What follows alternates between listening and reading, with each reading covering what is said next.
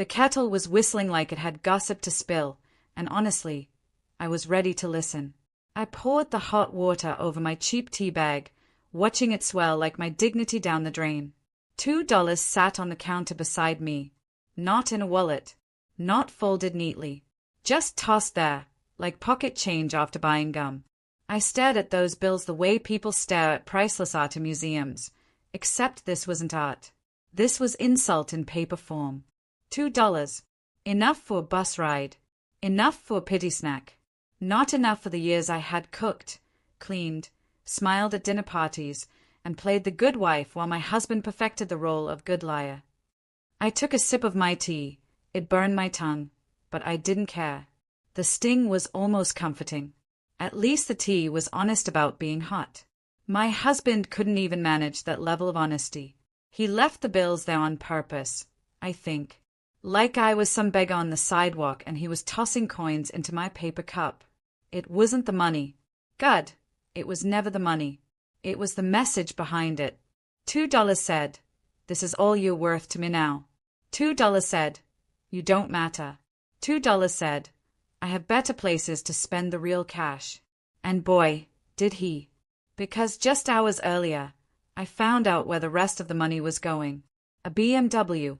Not for me. Not for his hard-working, sacrifice-making, ramen budgeting wife. No, he bought it for her. His mistress.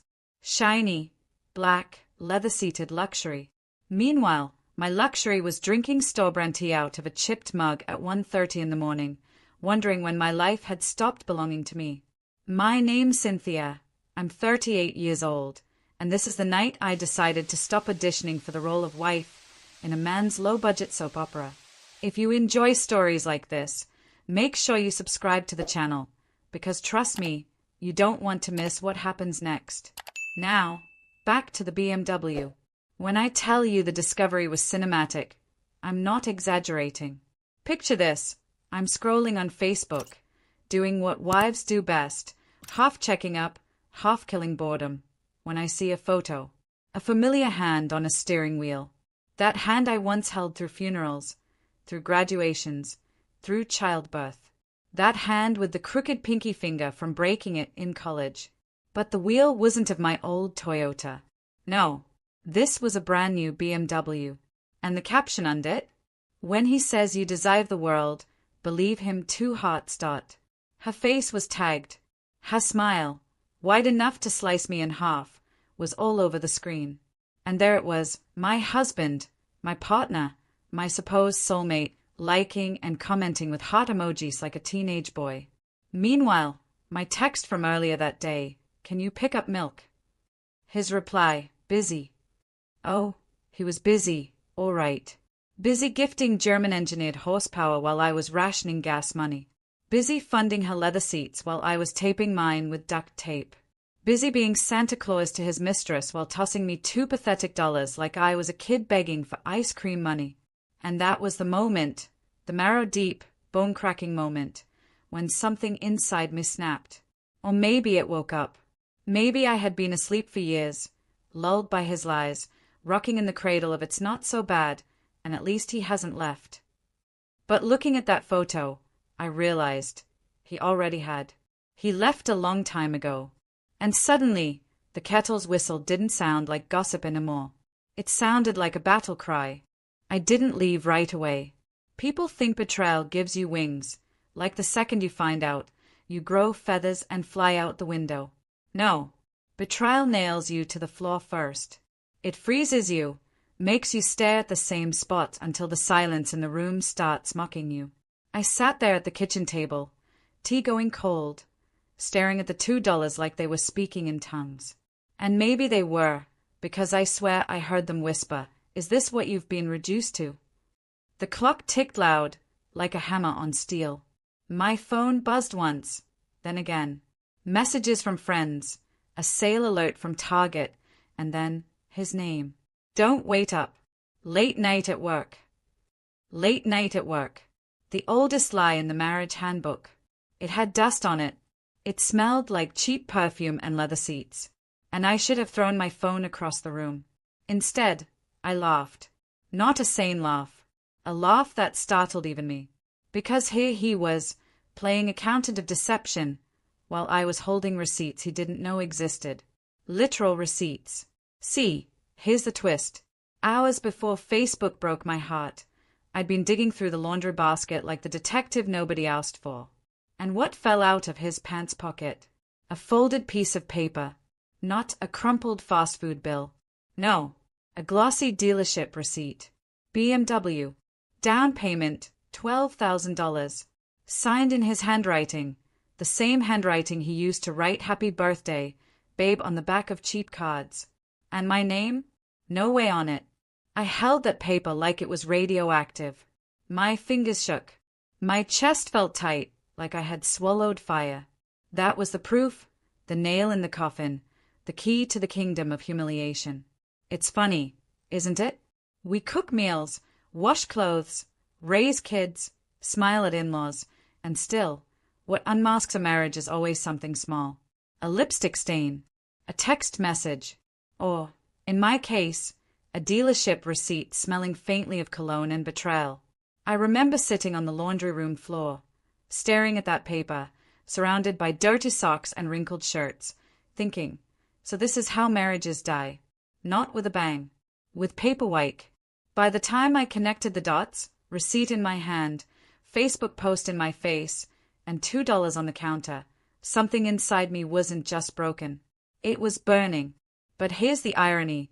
Even in my rage, I wanted to be petty. You'd think I'd cry, scream, pack my bags.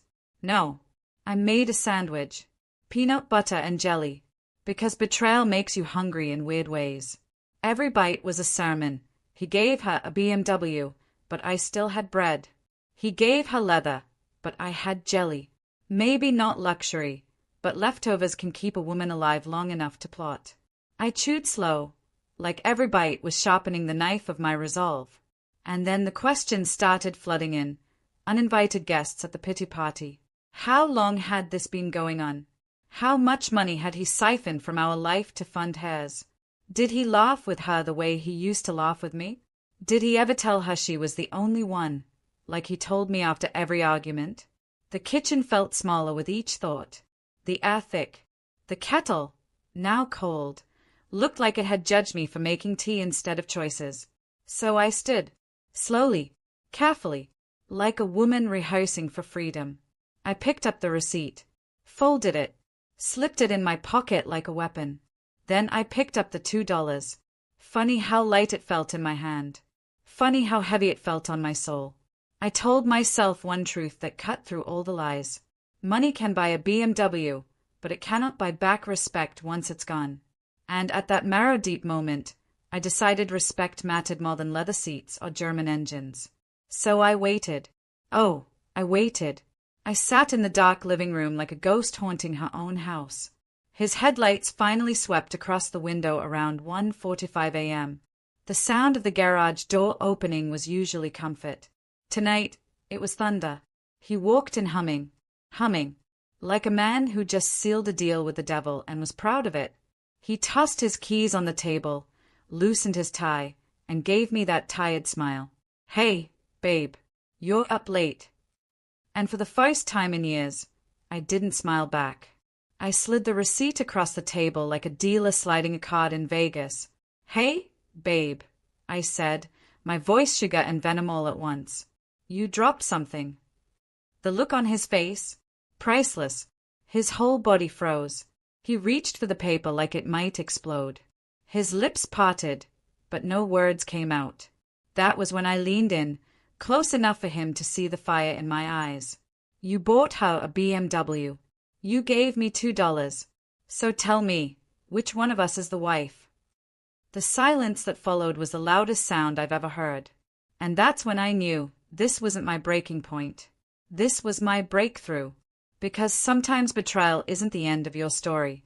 Sometimes it's the plot twist that finally sets you free. As he stood there, stammering for excuses, I pulled something out of my pocket he didn't expect. My phone, recording every second. Because if he thought $2 was all he'd lose tonight, he was about to learn the real price of betrayal. His face in that moment was something money couldn't buy.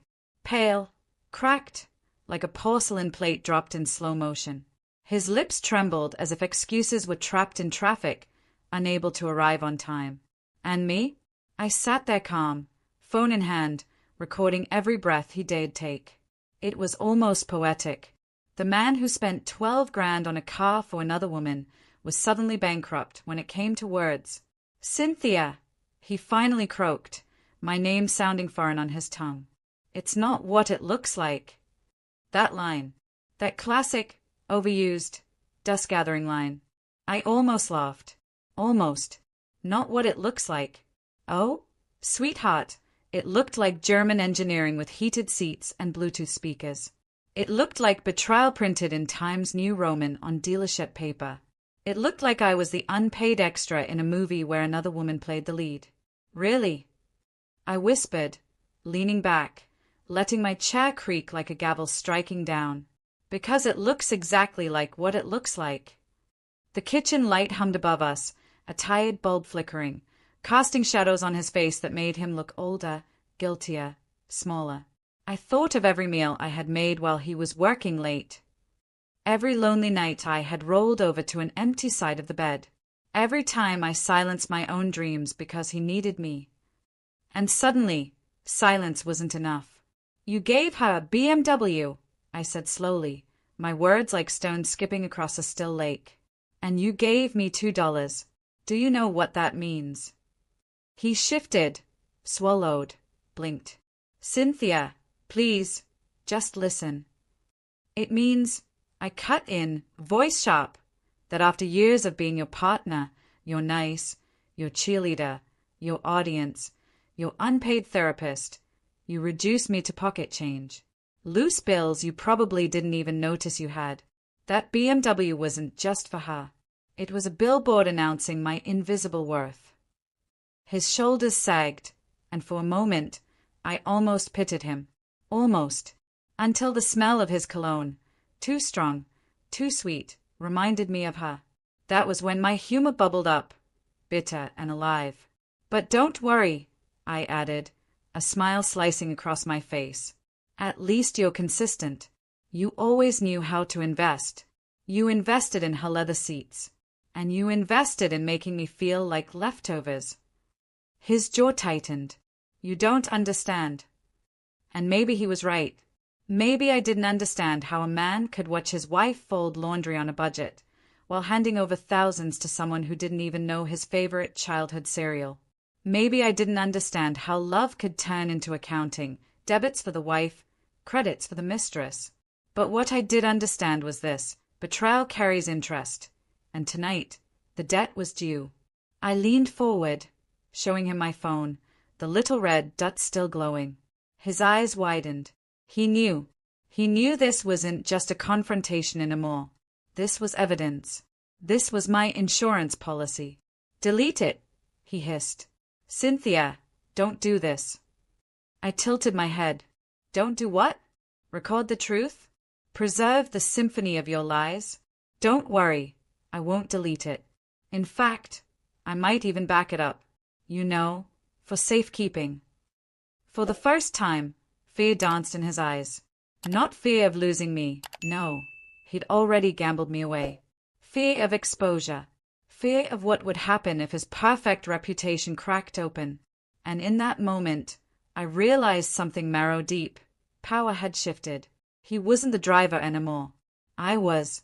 But here's the twist. Just when I thought I had the upper hand, life reminded me it loves irony. Because my phone, that precious recording, suddenly vibrated. A call from an unknown number. And before I could silence it, the name popped up on the screen. Her name. Yes. The mistress. The room shrank. My breath caught. He lunged forward, but I pulled the phone close to my chest like a mother shielding her child.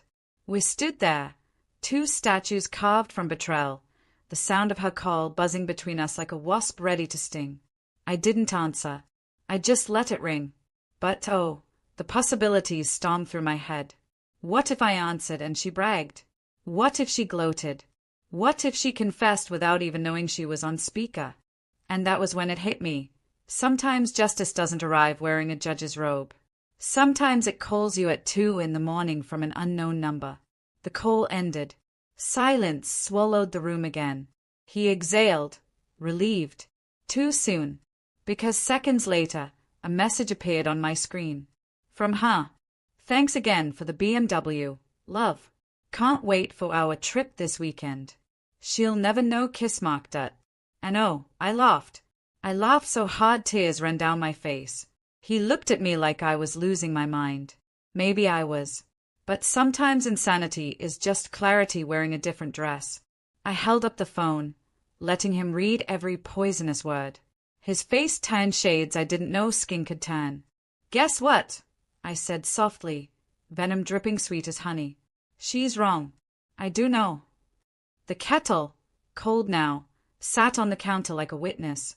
The $2 still lay there, silent, weightless. And me? I wasn't silent anymore. Because betrayal may silence you for a night, but it also teaches you how to scream without raising your voice. And that scream?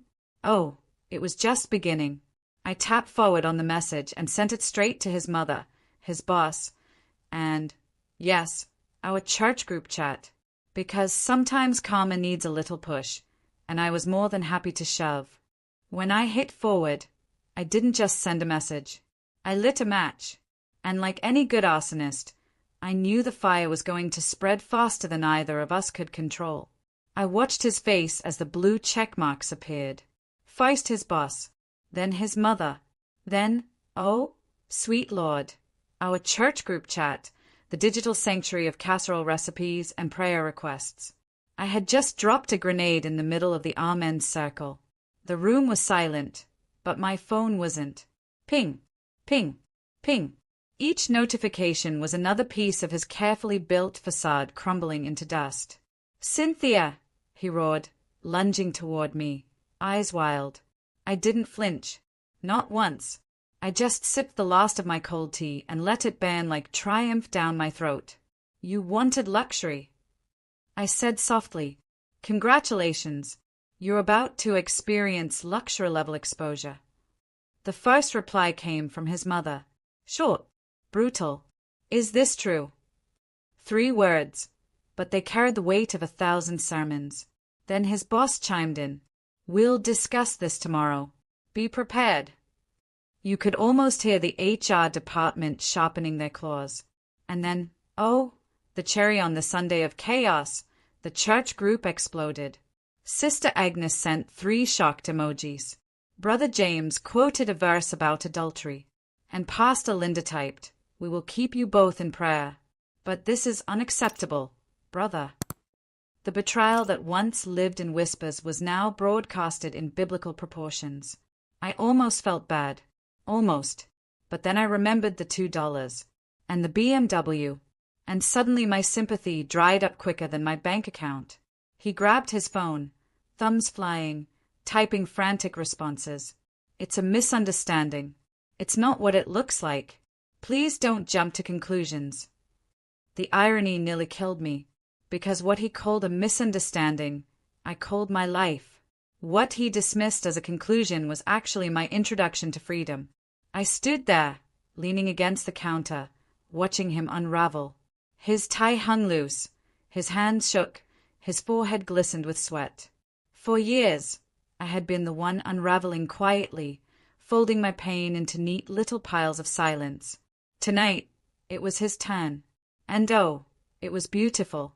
You think this fixes anything? He spat, turning toward me, face twisted. No, I said calmly. This doesn't fix anything. This exposes everything. His jaw clenched. You're ruining my reputation. I laughed, the sound sharp, wild, and startling even to me. No, darling. You ruined your reputation. I just sent the receipts. The truth hit him harder than my words ever could, and that was when the phone rang again.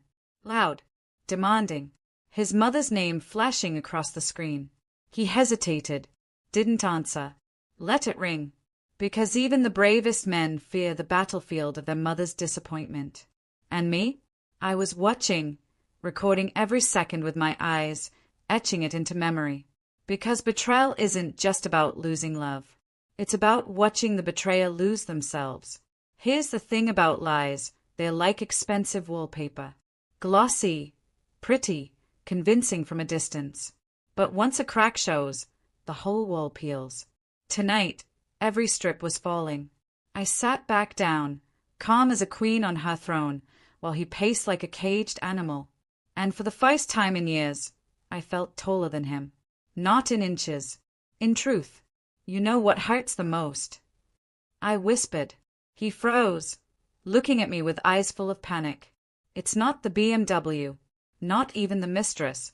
It's the fact that you thought $2 would keep me quiet. Like I was a beggar waiting for scraps. Like my worth could be measured in singles. The words cracked something inside me, but they also stitched me back together. Because the price of betrayal isn't just the money or the lies, it's the way it teaches you what you're really worth. And in that kitchen, under that flickering light, I decided I was worth more than the $2, more than the lies, more than him. He sank into a chair, defeated, running his hands over his face. Cynthia, please, don't leave me. We can fix this. Fix this. The audacity nearly knocked me over. Fix this like a broken chair, like a flat tire. Betrayal isn't fixable. It's irreversible, like trying to unburn paper. I looked at him long and hard, memorizing the man who had once been my everything, now reduced to nothing more than a cautionary tale. You don't get to break me and then beg me to stay, I said softly, each word landing heavy. I'm not a chair. I'm not a tire. I'm a woman. And I'm done. The kettle sat there, silent now, but in my head it whistled again.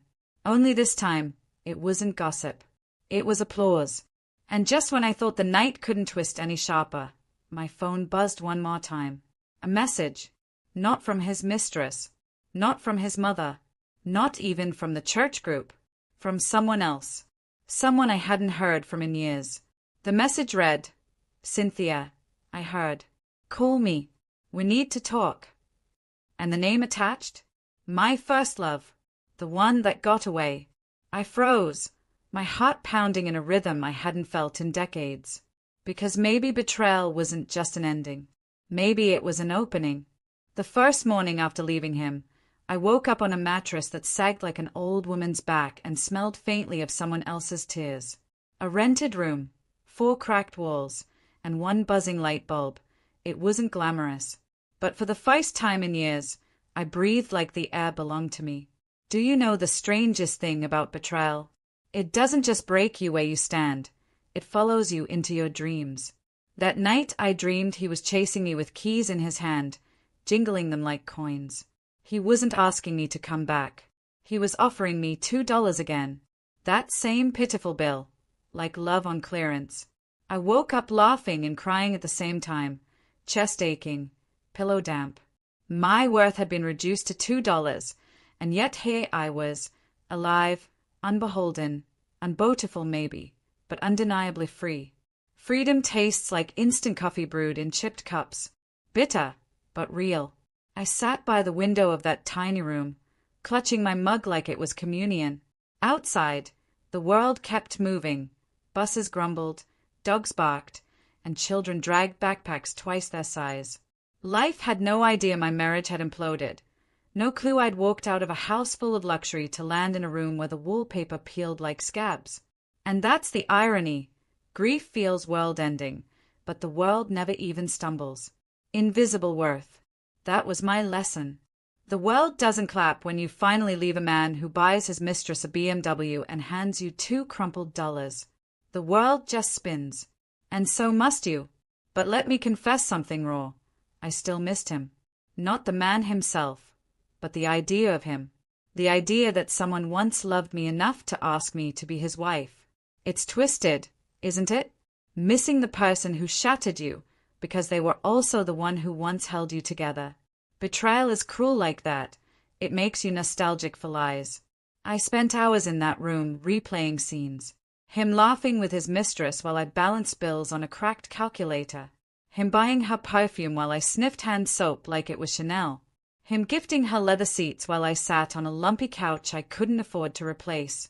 Luxury versus leftovers. His pattern. My prison. But in that silence, another voice spoke. My own. What if, it whispered, what if you are worth more than all of it? More than the BMW, more than his pockets, more than the crumbs he threw. The thought scared me, because believing it meant I had to live it. It meant I had to stop waiting for someone else to hand me value like spare change. That night, I made a vow. Not a vow of love, but of resurrection. If love was currency, I would mint my own. I found work at a diner, the kind of place where bacon grease lingers in the air like perfume, where the coffee never stops flowing, and the customers know your name if you keep the refills coming. It wasn't glamorous. My uniform smelled like fried eggs by the end of every shift, and my feet carried blisters shaped like continents. But it was mine. Every dollar I earned felt cleaner than the hush money he once handed me. There's a strange kind of humor in ruins. Like when I dropped a plate of pancakes and muttered, well, at least it wasn't a BMW, and my coworker snorted so hard coffee sprayed out of her nose. Pain has a punchline if you dare to listen. And laughter. Oh, it's the cheapest form of therapy. But even humor couldn't shield me from the nights. Nights when loneliness crept in, heavy and suffocating. I'd scroll through old photos, my finger hovering over the delete button, paralyzed between erasing and remembering. I'd hear the echo of his voice calling me ungrateful, and my heart would flinch like a dog who'd been kicked one too many times. Then, one night, as I counted my diner tips, singles, fives, a few blessed tens, I realized something profound. The money didn't matter as much as the way I earned it, with dignity, with sweat, with nobody calling it a favor or handout. That night, I held $37 in my palm and felt richer than I ever had in his mansion. That's when it hit me. Love is a currency, yes. But so is respect. So is freedom. So is laughter after tears. And the exchange rate? It's determined by what you're willing to walk away from. I walked away from $2, and in doing so, I walked toward everything. Still, betrayal doesn't vanish. It lingers like smoke in your lungs. I'd see women slide into shiny cars at the diner parking lot and feel a pang. I'd imagine his mistress adjusting her sunglasses, sliding into that BMW, convinced she had won. But here's the karmic truth.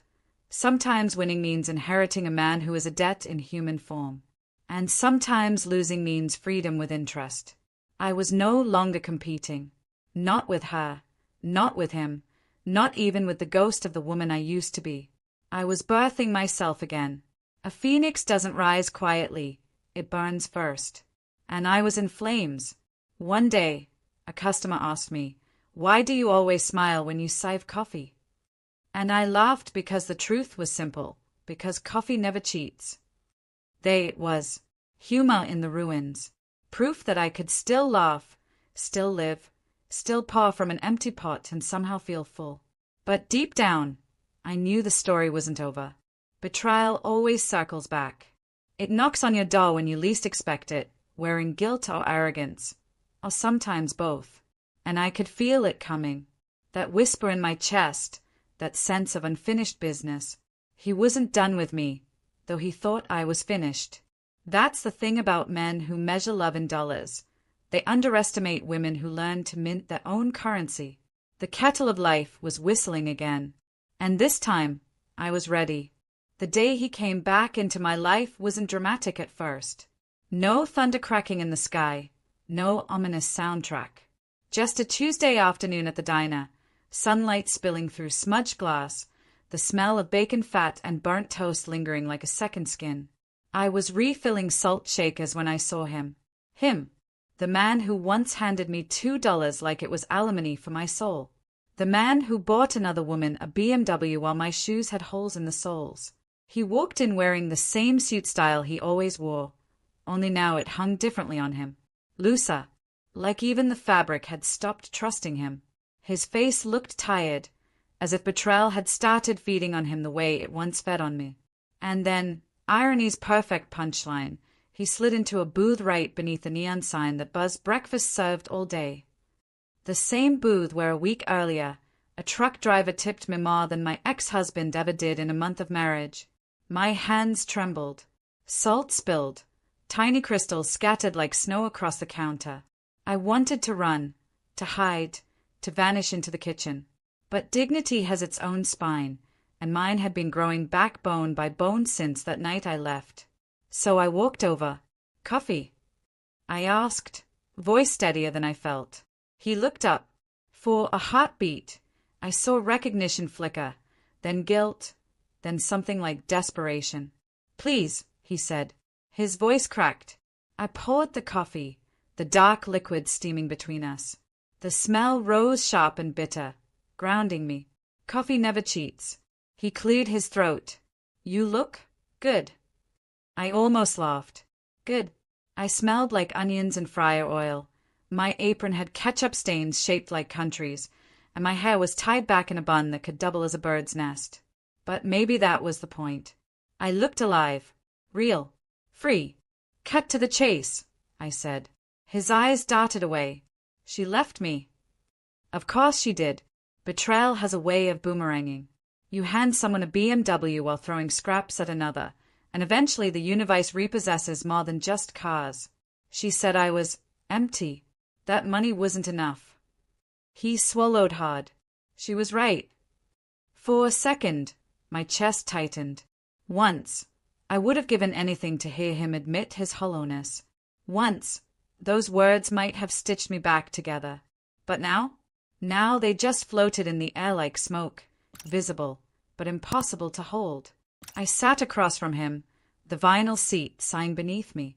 "Do you know what $2 feels like when you're starving for love?" I whispered. His face crumpled. I was wrong. Wrong? That word was too small, too fragile. A paper umbrella in a hurricane. He wasn't just wrong. He was cruel. He wasn't mistaken. He was deliberate. Wrong was forgetting your anniversary. He had erased me, devalued me, treated me like leftover change. "You didn't just miscalculate," I said slowly. "You bankrupt me." Silence spread between us. The diner hum carried on, forks clinking, a waitress shouting an order, the jukebox sputtering out an old country song. Life continued, indifferent. He reached across the table. His hand shook. "I want us back." And there it was, the twist no movie could script better. The man who traded me for luxury now begging in a booth that smelled of bacon grease. The man who once left me crying in silk sheets now sitting across from me on cracked vinyl. Luxury versus leftovers. Full circle. I pulled my hand back. "You can't buy me now. Not with cars. Not with dollars. Not with apologies." His eyes glossed with tears. "I have nothing left." I leaned closer, my voice steady, almost tender. "Then you finally understand how you made me feel." It hit him like a slap. He bowed his head, shoulders caving in. And for the first time, I didn't see my husband. I saw a man broken by his own greed, a man haunted by the price of betrayal. But here's the marrow-deep truth. Forgiveness doesn't always mean reunion. Sometimes it means release. So I forgave him in my heart, right there between the salt shakers and the coffee cups. Not for his sake, but for mine. Because carrying his debt any longer would bankrupt the life I was rebuilding. I stood up. My apron swayed, smelling of butter and smoke. My hands no longer trembled. "You gave me $2, I said softly. "But leaving you gave me everything." I walked away, and as I passed the counter, the neon sign buzzed again. Breakfast served all day. I almost laughed. Because that was life, wasn't it? The universe offering second chances on cracked plates, in chipped mugs, in the ruins of what once was. I wasn't his wife anymore. I wasn't his victim anymore. I was my own. And that was worth more than any BMW, more than any dollar, more than any apology whispered too late. The phoenix doesn't ask ashes for permission to rise. It just rises. And so did I. And that wraps up today's story. Now we want to hear from you. Where are you watching from? Drop your city or country in the comments, and let's see how far these stories reach. If this story moved you or gave you chills, give it a like, share, and subscribe for more powerful stories. One last thing, rate the story from 1 to 10 in the comments. Your feedback helps us bring you even better ones next time. Thanks for watching. We appreciate you being part of this storytelling journey.